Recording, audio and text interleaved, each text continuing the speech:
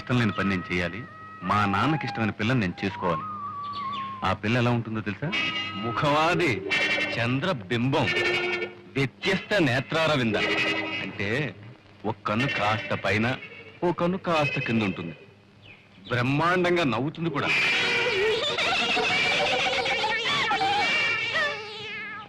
ఎలా ఉంది?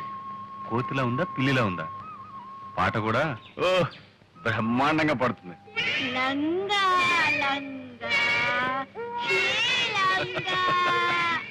లంగా లంగా అంటే తప్పుగా అర్థం తీసుకున్నావు. ఆ సుకుమారికి రా పలకదు. ఆ అమ్మాయిని నేను చేసుకోవాలని నువ్వు ఇలా నవ్వుకోవాలని నీకు ఆశగా ఉంటే ఓకే, బాగా ఆలోచించుకొని చెప్పు. ఆ అమ్మాయిని చేసుకోమంటావా, ఇంత విషయం తీసుకోమంటావా? నువ్వేం చెప్తే అదే చేస్తాను. సరే అయితే. తొలిని చేసిన పూజా ఫలము, తొలిని చేసిన పూజా ఫలము, తెలిసెను నా పాలి దైవమా. తొలిని చేసిన పూజా ఫలము, తెలిసెను నా పాలి దైవమా. తొలిని చేసిన పూజా ఫలము.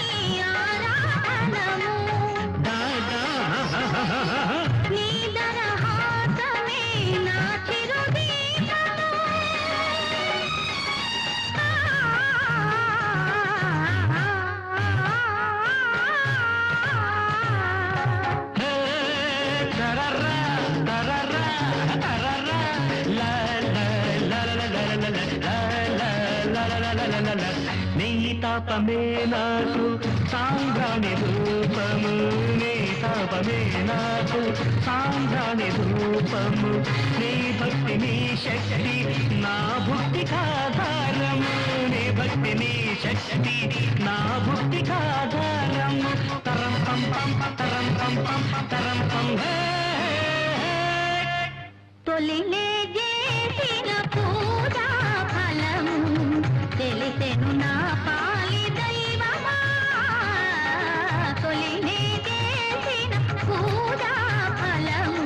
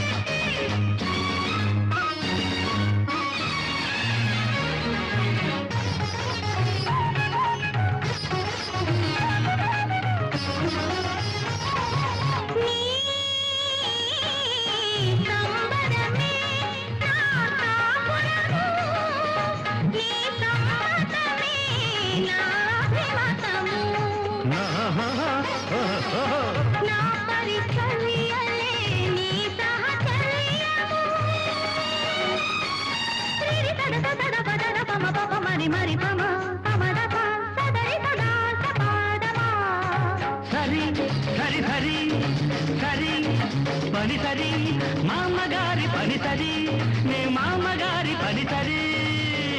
ఓ భక్తురాలమ్మ నీ పూజ మెచ్చాను, ఓ భక్తురాలమ్మ నీ పూజ మెచ్చాను. నా భార్యగా నీకు వరమునే నిచ్చాను, నా భార్యగా నీకు వరమునే నిచ్చాను. శబబ్బర్రి శబబ్బర్రి శబబ్బ. తొలినే చేసిన పూజా ఫలము, తెలిసెను నా పాలి దైవమా. తొలినే చేసిన పూజా ఫలము, తెలిసెను నా పాలి దైవమా. తొలినే చేసిన పూజా ఫలము. అప్పుడే నవ్వేకు. ఇంకా ఉంది. ఇంకేముంది, వాళ్ళ నాన్నగారు మధు గారిని అసలు నా కొడుకువే కాదు అని ఉంటారు. వెంటనే మధు గారు, అయితే నేను ఎవరు కొడుకునో చెప్పండి, ఆయన దగ్గరే పర్మిషన్ తీసుకుంటానని సినిమాల్లో చెప్పుకుంటారు. అంతే జరిగింది. ఆ తర్వాత తండ్రి కొడుకులు విడిపోయారు. సరే, మీ ఆయన గారికి ఇంత సాహసం ఎక్కడి నుంచి వచ్చిందే? మీ ఆయన సాహసమే. సర్లే, సాహసం వస్తే మంచిదే గాని ఇంకే పోలిక రాకుండా ఉంటానయ్యా. అదేంటి అలా అంటావు? మా అన్నయ్యకేం తక్కువ కాదే అమ్మా, అన్నీ ఎక్కువే. నేను ఎన్ని గిల్లి గజ్జాలు పెట్టుకున్నా ఉలకరు పలకరు, ఋషిలా కూర్చొనే ఉంటారు. ఆయన ఓర్పు చూస్తుంటే నాకే ఓర్పు పోతుంది. ఎక్కడికో వెళ్తూ ఉంటారు, వస్తూ ఉంటారు. ఎక్కడికి నేను అడగను, ఆయన చెప్పరు. ఇక ఇంట్లో ఉన్నంతసేపు రామకోటి రాస్తున్నట్టు ఏదో రాస్తూనే ఉంటారు. మొత్తానికి ఇద్దరం మా ఇల్లు మీ ఇంటికి ఎంత దూరమో, మీ ఇల్లు మా ఇంటికి అంతే దూరం అన్నట్టు ఉంటున్నాం. అలా ఎందుకు ఉండాలి? నువ్వు ఆయనకు దగ్గర అనుకుంటే ఆయన నీకు దగ్గర అవుతారు. చూడు, అక్కర్లేని వాళ్ళని పిలిచి మీద పట్టడం అడుక్కోవడం నాకు ఇష్టం లేదు. నీ ఆత్మార్పణ సిద్ధాంతం నాకు వంట పట్టదు బాబు. మా ఆయన అలా ఉండటమే నాకు ఇష్టం.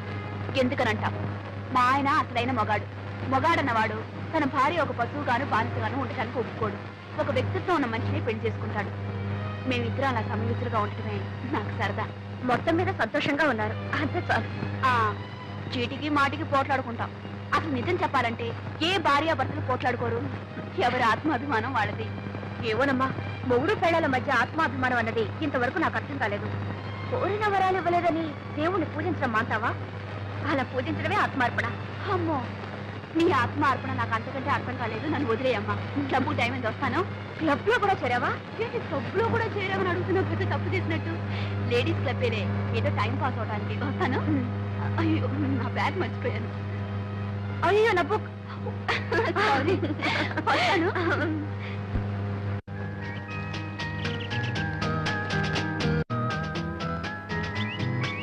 ఏమండి పిలిచారట? అవునమ్మా, ఈసారి మన క్లబ్ వార్షికోత్సవానికి మన నంబర్స్ సరదాగా ఓ నాటకం ఆడాలనుకుంటున్నాం. కానీ ఏ నాటకం చూసినా మగ వేషాలు ఎక్కువగా ఉంటున్నాయి. మన మగ వేషాలు వేస్తే బాగుంటుంది కదా? ఎవరైనా మంచి రైటర్ చేత అన్ని ఆడవేషాలు ఉండేట నాటకం రాయిస్తే సరే. ఐడియా బాగానే ఉంది, కానీ అలా రాసే రైటర్ దొరకొద్దు మనకి. ఎందుకు లేరు? చక్రపాణిని ఒక గొప్ప రైటర్ ఉన్నారండి. ఆయన నీకు తెలుసా? తెలుసంటే బాగానే తెలుసు. ఆయన చేత రాయిస్తానండి. ఇంకేం, చాలా థ్యాంక్స్ అమ్మా. అందుకే ఓకే అండి. అది ఒక తమాషా. నేను పత్రికల్లో రాస్తానని, నా పేరే చక్రపాణి అని తనకు తెలియదు. తను చక్రపాణి ఎప్పుడూ పొగుడుతూ ఉంటుంది, నేనేమో విమర్శిస్తాను.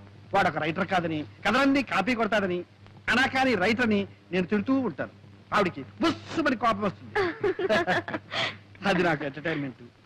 ఈ ఎంటర్టైన్మెంట్ పోకూడదని నేను నిజాన్ని రివీల్ చేయలేదు. ఇదిగో, నిన్న ఒక తమాషా జరిగింది తెలుసా? ఏమిటి? నేను చక్రపాణిని అడ్మైర్ చేస్తూ ఓ ఉత్తరం రాశాను. నేను నిన్న దానికి సమాధానం రాశాను. బాగుందనయ్యా, ఇద్దరు ఒకే ఇంట్లో ఉంటూ ఒకరికి తెలియకుండా ఒకరు ఉత్తరాలు రాసుకుంటారన్నమాట. నాటకాల బుద్ధి ఎక్కడ పోతుంది? బయట ఆడమని ఇంట్లో ఆడుతున్నావు అన్నమాట. ఎరా, జోక్ చేస్తున్నావా? నువ్వు పెళ్ళాం దగ్గర ఆడడం లేదా? ఏమ్మా, నువ్వేం అనుకోవద్దు. రై, ఈ ప్రపంచంలో పెళ్ళాం దగ్గర నాటకం ఆడని మొగుడు ఎవడున్నారా? చెప్పు. నువ్వు ఆడవా? ఏమ్మా ఆట చెప్పు. చెప్పు. హలో, అరే మీరు ఇక్కడే ఉన్నారా? సరళా, ఇన్నాళ్ళకి మీ అన్నయ్య మొఖం కలకలాడుతుంది చూసావా? ఏమిటి, ముగ్గురు కబుర్లు చెప్పుకుంటున్నారా? ఏమీ లేదు, ఆ చక్రపాణి కథల గురించి మాట్లాడుకుంటున్నాం. ఇది నువ్వు ఆయన కథలు చదువుతున్నావా? చదవడమా? నేను ఆఫీస్కి వెళ్ళగానే పుస్తకం పట్టుకుంటే తిరిగి వచ్చేదాకా వదలదు. వదలనివ్వడు, అంత బాగా రాస్తారు. ఈ మధ్య నేను ఆయనకు ఉత్తరం రాశాను, బదులు కూడా వచ్చింది. ఏం రాశాడు? చదువుతాను, ఉండండి.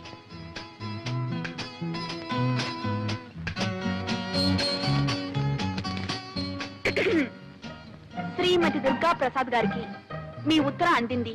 మీ అభిమానానికి చాలా కృతజ్ఞుణ్ణి.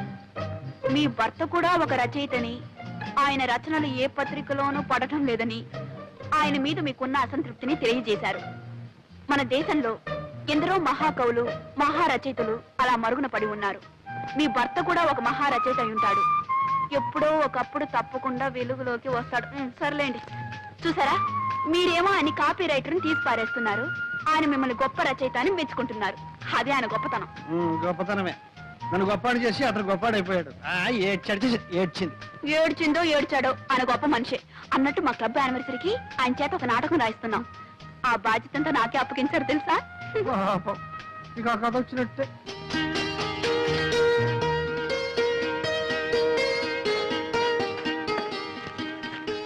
అయ్యో ఎందుకలా మూసి పెట్టుకుంటారు? నేను ఎప్పుడైనా మీ కాగితం ముక్క ఒకటి చూసానా లేకపోతే చదివానా? నువ్వు చదివితే నా బండారం ఎప్పుడో బయటపడి ఉండేది. సరే కానీ మరి ఎవడు చక్రపాణి, ఆ చక్రపాణి నాటకం రాసి నీకు పంపించాడా? రాయటం అయిపోయింది, రేపే పంపిస్తాను. నిన్నే ఉత్తరం రాశారు. వాడే రాస్తాడు. రాసి ఈ పనికి పంపించండి. ఏమండి నాకు తెలియక అడుగుతాను, ఆయన అంటే మీకు ఎందుకు అసూయ? అసూయ? వాడికి రాయడమే చేస్తాడు, వాడంటే అసూయ ఏమిటి? ఏమిటి ఆయనకు రాయ్?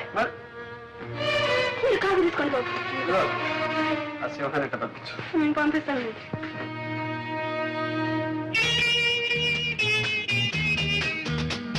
దుర్గా దుర్గా నువ్వు కొంచెం హెల్ప్ చేయాలి. ఎందుకే? దివ్య నెక్లెస్ కొనుక్కుంటుందట, నువ్వు వచ్చి సెలెక్ట్ చేయాలి.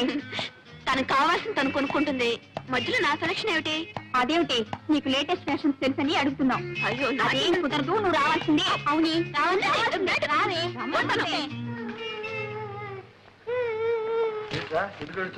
ఏంటో స్కూల్లో గొడవ చూపించమ్మా. ఏమిటమ్మా ఇది? డాడీ, నా ఫ్రెండ్ లలిత నేను ఫైటింగ్ చేసినప్పుడు కింద పడేసి నన్ను కొట్టింది. కింద పడ్డాక గాజులన్నీ పగిలిపోయి గుచ్చుకుని రక్తం వచ్చింది చూడు డాడీ.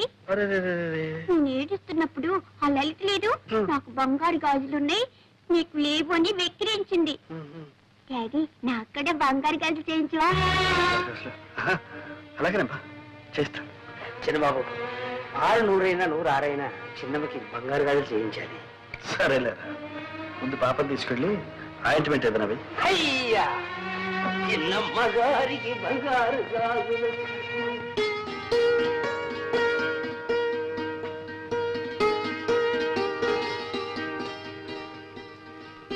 ఏమండి?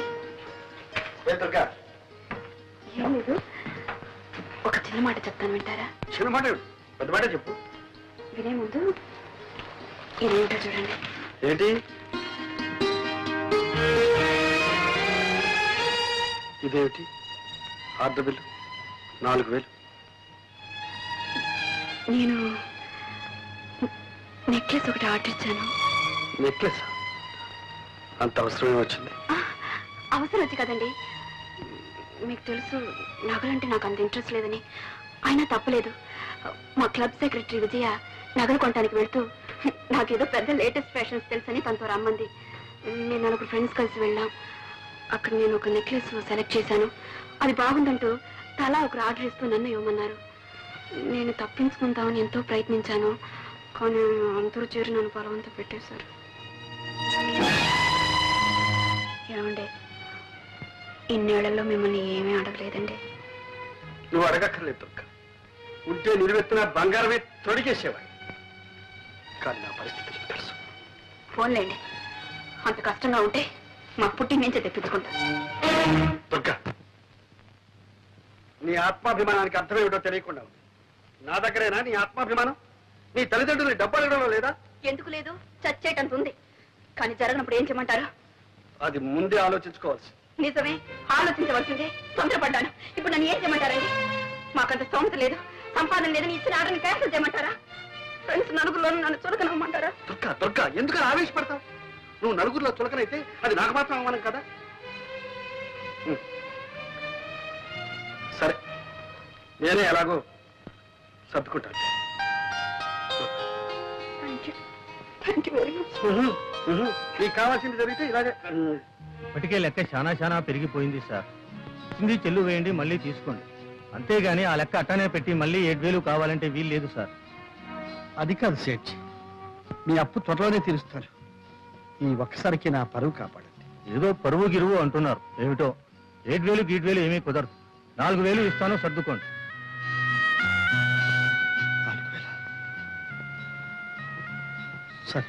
చక్రపాణి గారు, మీరు పెద్దవారని మీ మీద నమ్మకంతో మీరు అడిగినప్పుడల్లా అంతో ఇంతో ఇస్తూనే వచ్చాను.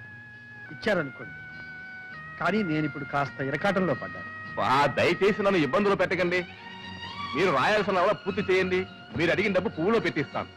మీరు ఇవ్వరని కాదు, నాకు చాలా అవసరం అది ఉండదు. నిజమే, మీ అవసరాలు బాధలు ఎన్నో ఉంటాయనుకోండి, అవన్నీ మీరు తెలుసుకోనక్కర్లేదు, అంతేగా. కానీ ఒక రచయిత ఒక మంచి రచన చేయడానికి ఎన్ని అవస్థలు పడతాడు. తెలిస్తే చాలు. ఇది లెక్కలు రాయడం, చెక్కులు రాయడం కాదు. సార్ మాదంతా గ్యారంటీ సరుకు సార్. రోడ్లు గోల్డ్ అని ఎవరూ తెలుసుకోలేరు సార్. 3 సంవత్సరాలు చెక్కు చెదరకుండా ఇలాగే ఉంటాయి సార్. Thank you sir.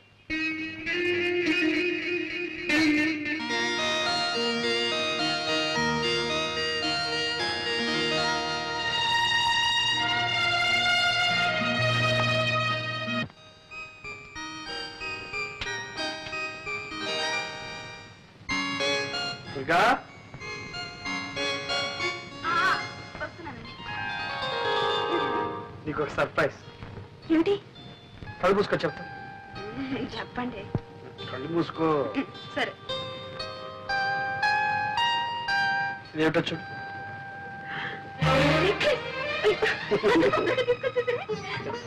మీరు పెట్టండి. ఓకే.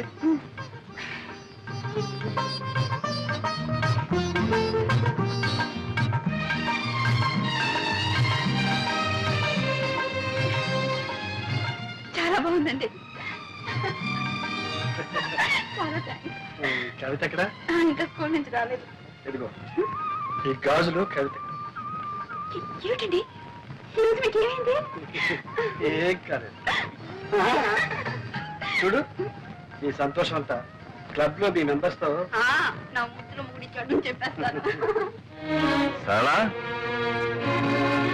సరళా, వస్తున్నా.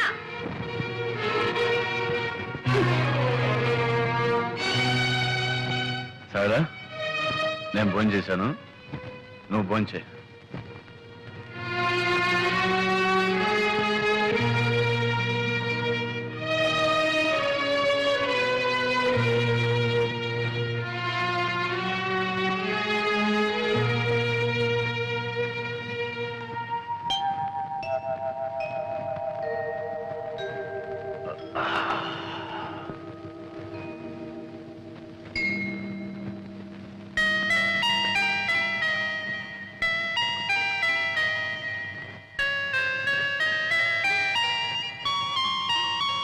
సారీ సరళా, రాత్రి తప్పు చేశాను. ఇప్పుడు అవన్నీ ఎందుకండి? కాఫీ తీసుకోండి. రాత్రి నేను తాగొచ్చాను. తెలుసు. మా ఫ్రెండ్స్, ఆఫీసర్స్ అంతా బలవంతం చేశారు. తప్పలేదు. నువ్వేమైనా అంటావేమని భయపడ్డాను. ఎందుకో? నేను ఎప్పుడన్నా మిమ్మల్ని ఏమన్నా అన్నానా? సరళ, ఇంకెప్పుడు తాగను. నవ్వుతావేంటి? తిడతావనుకున్నాను.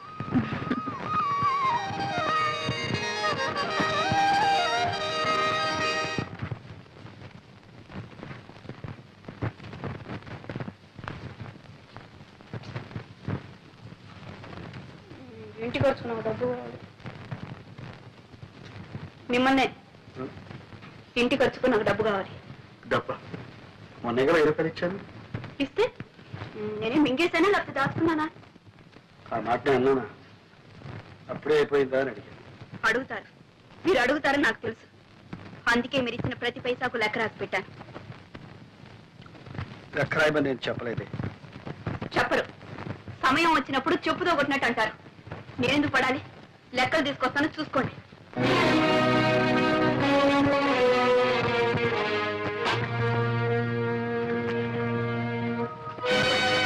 మీరిచ్చిన డబ్బు అయిన ఖర్చు అంతా రాసింది. దుర్గా, నువ్వు ఇలా ఎందుకు చిందులు దొక్కుతున్నావో నాకు అర్థం కావాలి. ఇప్పుడు నేనేమన్నాను? మీరేమన్నారో మీకు అర్థం కాదు. నేనేమైపోతున్నానో మీకు అంతకంటే అర్థం కాదు. ఎందుకు వచ్చింది? లెక్కలు చూడండి. చూడక్కర్లేదు. మీరు చూడక్కర్లేదు అంటే మీరిచ్చే డబ్బు అక్కర్లేదు. దుర్గా,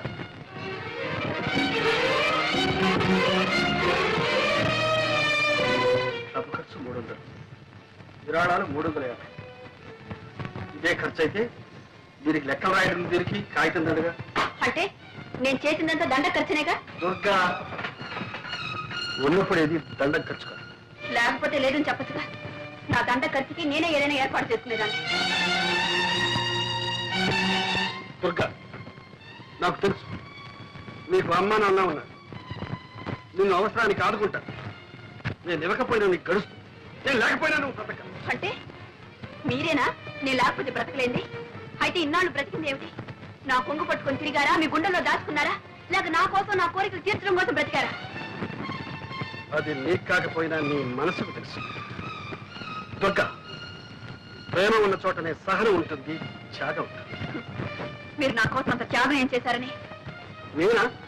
నా రక్తం ధారపోసి సంపాదిస్తున్నాను, నా ఆరోగ్యాన్ని కూడా లెక్క చేయకుండా సంపాదిస్తున్నాను. నా సంపాదన విలువ నీకు తెలియదా? అవును, నాకు మీ కష్టం తెలీదు, మీ బాధ తెలీదు. మీరు రక్తాన్ని దారపోసి సంపాదిస్తున్నారు, నేను మిమ్మల్ని పీల్చి పిప్పి చేస్తున్నాను, అంతేగా. చెట్టుకొచ్చింది, మీకు ఆ బాధ వద్దు, నాకు ఈ బాధ వద్దు. ఎవరి బ్రతుకులు వాళ్ళు బ్రతికితేనే హాయిగా ఉంటుంది, నేను లేకపోతే మీకు హాయిగా ఉంటుంది.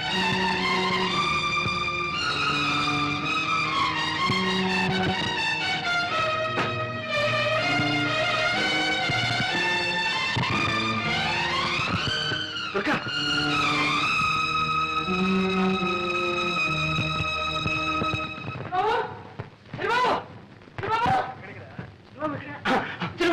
అమ్మగారు వెళ్ళిపోతున్నారు. అవును, ఇల్లు వెళ్ళిపోతున్నారు. చిన్నవాడిని తీసుకెళ్ళిపోతున్నారు. ఎక్కడికి వెళ్ళి నన్ను వదిలిపెట్టి ఎక్కడికి వెళ్ళిపోతుంది? వెళ్ళిపోతుంది. ఒరే, అతి దగ్గరగా ఉన్న ప్రేమ అప్పుడప్పుడు కొంత దూరాన్ని కోరుకుంటుంది. ఎందుకో తెలుసా? మళ్ళీ ఇంత బలాన్ని ఆయుష్ని పుంజుకుని రావడానికి, మరింత దగ్గర కావడానికి. ఎంత వింత ప్రేమో తెలుసా? సర్వం నీదేనంటుంది, ఆ నీవు సర్వం నాదంటుంది. ఎంత వింత ప్రేమ ఇది, ఎంత మంది బాధ ఇది, ఎంత వింత ప్రేమ ఇది, ఎంత మంది బాధ ఇది. సర్వం నీదేనంటుంది, సర్వం నీదేనంటుంది, ఆ నీవు సర్వం నాదంటుంది. ఎంత వింత ప్రేమ ఇది, ఎంత మంది బాధ ఇది.